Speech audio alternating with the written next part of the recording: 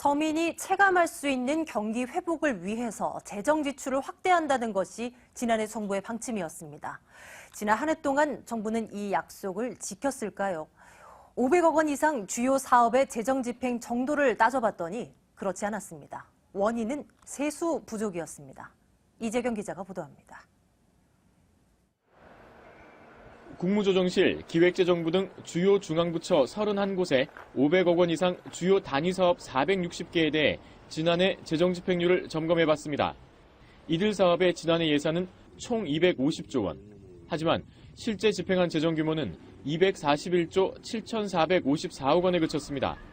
주요 사업에서만 8조 3,464억 원이 덜 집행된 겁니다. 농림축산식품부는 예산을 12조 7,280억 원으로 계획했지만 지난해 집행한 재정은 10조 2,818억 원에 불과했습니다. 계획 대비 2조 4,462억 원이나 덜 집행한 겁니다. 국방부는 1조 62억 원의 예산을 덜 썼고 교육부는 9,343억 원, 해양수산부는 5,952억 원, 방위사업청은 4,795억 원의 예산을 집행하지 않았습니다. 환경부는 4,583억 원, 문화체육관광부는 3,858억 원이 당초 계획한 예산에 미치지 못했습니다. 국토교통부의 경우 일반 예산에선 1조 5,874억 원을 덜 집행했지만 지난해 주택대출이 크게 늘면서 국민주택기금이 2조 원을 초과 지출해 국토부 전체론 4천억 원 정도 초과 집행한 것으로 집계됐습니다. 회계, 기금별로는 농식품부의 농어촌 구조개선 특별회계에서 당초 계획 4조 3,205억 원 중 3조 1,466억 원만 지출해 미집행 금액이 1조 1,739억 원으로 규모가 가장 컸습니다.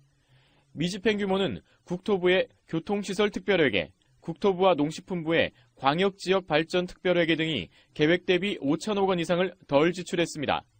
이렇게 계획에 크게 미달한 분야 가운데에선 농어촌 분야나 지역개발 등 서민이나 지역민들의 삶과 직결되는 경우가 다수 눈에 띄었습니다. 지난해 정부의 세수 결손액은 11조 1,000억 원에 달할 것으로 추정되고 있으며 정부도 지난해 재정 집행이 저조했던 이유를 세수 결손에서 찾고 있습니다. 그럼에도 농어민이나 지역민과 직결되는 사업에 특히 재정 지출이 부진했던 점에 대해선 재정의 균형 집행의 실패라는 비난을 면키 어려워 보입니다.